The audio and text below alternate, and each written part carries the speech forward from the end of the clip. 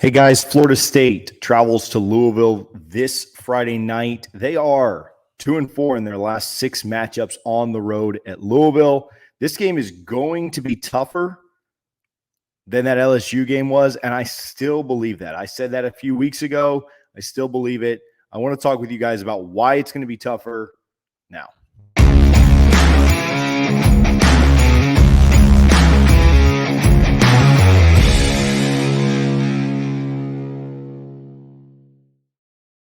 All right, guys, the Louisville game is in 4 days. It's Monday morning. I appreciate you guys for tuning in. If you are, smash this subscribe button right under me right here.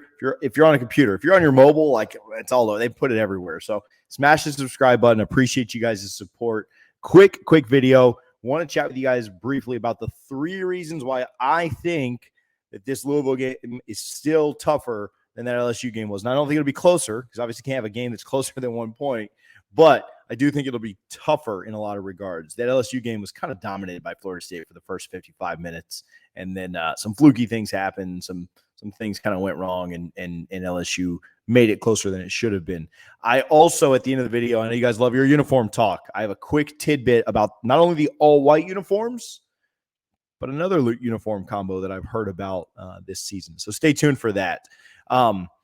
Want to show you guys a real quick video, and then we'll get to it. It's like a minute long, so don't tune out. Stay with me. But show you a real quick video of a podcast that Richie and I recorded on July 31st, where I said I thought the LSU game was going to be tougher than the Louisville game.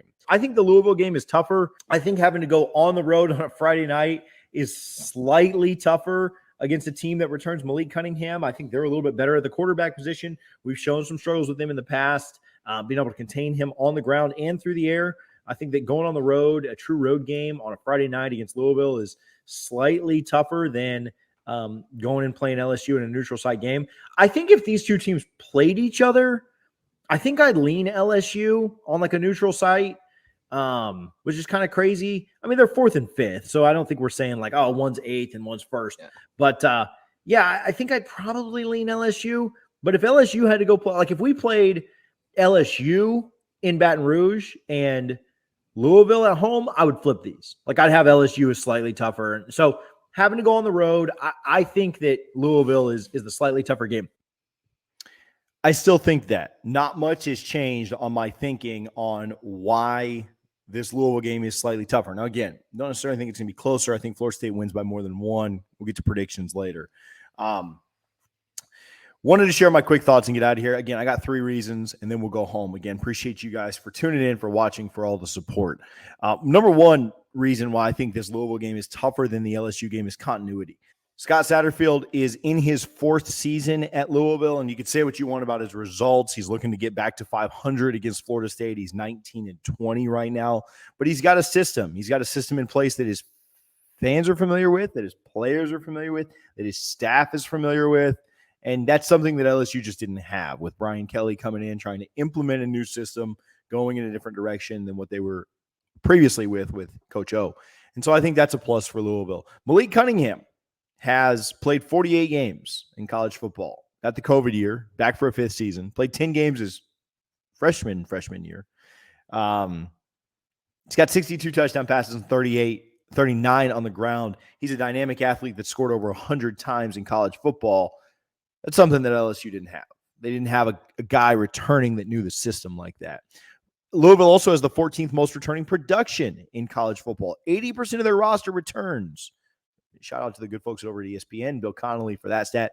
Florida State's at 81, so that's not like super different or a massive advantage for Louisville over Florida State, but it is something that Louisville has over LSU, something that makes them, in my opinion, a little bit tougher. Continuity is number 1. Number 2, we mentioned it, but it's Malik Cunningham, and he's the answer. He's the reason. He's what makes this tougher. He's probably the biggest of these 3. He's a better passer than Jaden Daniels. He's a better runner than Jaden Daniels. QB is obviously the most important position on the field. I'm not breaking any news by telling you that. And Louisville's got a good one. They've got a guy that's burned us in the past. They've got a guy that's made us sorry in the past. As much as we say that this season rides on Jordan Travis's shoulders, the same exact thing can be said about Malik Cunningham in Louisville. He is what makes that engine go. it might even be able to be said a little bit more about Malik Cunningham because Florida State could at least rely on some running backs, some offensive line, some help there. When you look at the kid under center for Louisville, you see a better athlete, a more dynamic passer, and somebody that's going to be the difference in the game. The outcome of the game is largely going to be determined based on what Malik Cunningham is or isn't able to do. And that was not the case with Jaden Daniels. So that's number 2. Number 3, it's a road atmosphere in college football on a Friday night in conference. And I think that helps Louisville a lot. I think this game was at Florida State. I would be very, very confident in an FSU win. Very confident, especially coming off the bye. Florida State's had a mixed bag against Louisville on the road. They've won one time there in the last 6 years. The game was, ironically, the Willie Taggart one that Petrino just absolutely threw away. Louisville played on a Friday night last week on the road, went and won it. And I know there was a lot of reaction after the Syracuse game that people thought, oh, man, maybe we'll just blow them out. Maybe they won't be very good. Well, they showed a pulse. They were able to hold a decent decent UCF team down. But it's not really a short week for them because it went Friday to Friday. Maybe routines are a little off with it being a Friday night game. But I do think it's big for Florida State that they got the bye week. I think it's big for Florida State that they can travel the way they want to and not have to limit practices on a short week against Louisville. But I'm telling you, that place has been a house of horrors for Florida State. You had the 21-point comeback. If not for famous Jameis and the boys absolutely doing something spectacular, which he did something kind of similar yesterday in the NFL.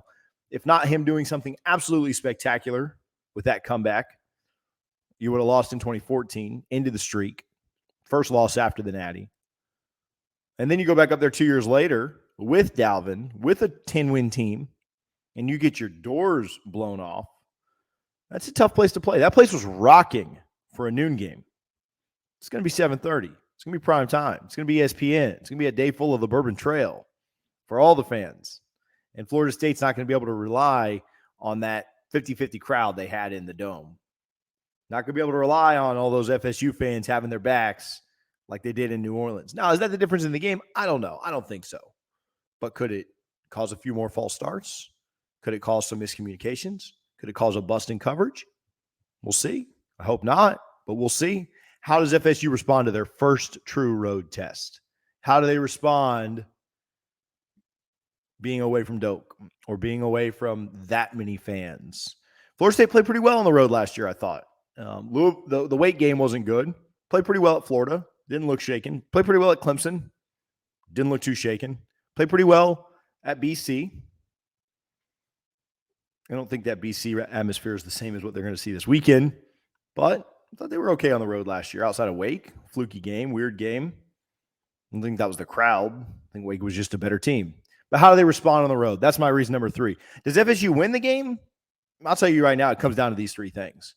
Does Florida State take advantage of having a similar continuity, a quarterback that's been in place for a few years, a coach that's been in place for a couple of years now, a roster that returns just as much talent, if not more, than Louisville's? If they can take advantage of that, they'll be fine. What about the quarterback issue? Florida State's got a good quarterback. Jordan Travis is every bit the passer, if not better than Malik Cunningham. Jordan Travis is just as fast as Malik Cunningham, if not faster. Whichever quarterback wins that battle probably ends up winning the game. Florida State has more talent around Jordan Travis, so I don't think it all rests on Jordan's shoulders. But I think that it's not too crazy to say that whichever quarterback comes out with the better game ends up probably winning. We'll see. And the third thing, does Florida State keep their head on their shoulders, not struggle with the crowd, not struggle with the environment, not struggle being on the road, not struggle with the atmosphere? They do that. They do those 3 things. They're winning. Game's over. That's what they come down to me. That is how the game plays out. Hey, we've got a ton of Louisville coverage coming this week. I'm live on the channel in a couple of hours. It's Monday morning right now when this drops, but I'm live in a couple of hours taking some callers, taking some questions, talking a little bit about the depth chart. Once it's released, we'll have a preview show on Wednesday night, new preview night for Double Fries No Slaw. And then, of course, we'll do a preview on live again with the fans and the callers on Thursday, reaction on Friday, hopefully a reaction to a 3-0 Florida State team. All right, I teased this A little bit of uniform news, little nugget. The white uniforms, the all white uniforms that we're all excited to see this weekend, that those are planned. That was not a reward for beating LSU. And so that wasn't Mike Norvell saying like, oh, good job beating LSU. Now you get white uniforms. That was planned. That was happening win or loss. It would have pissed off some people if we had lost and then we put all the white uniforms. Some of y'all would not have liked that. But what I've been told, and Mike, don't make me a liar. I don't know why I looked up for that. But Mike, don't make me a liar. What I've been told is there is another uniform combo coming. That is planned. That's ready to drop. I don't want to say when, but it's coming.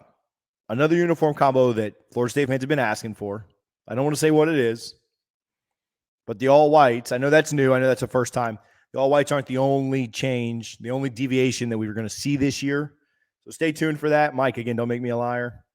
We'll have to have a conversation if you do. But stay tuned for that. I don't want to say what it is.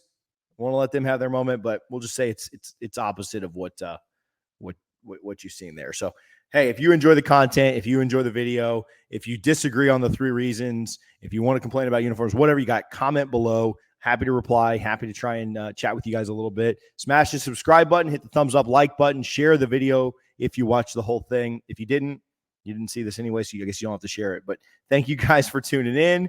We'll be back later today with a live video. Go Noles.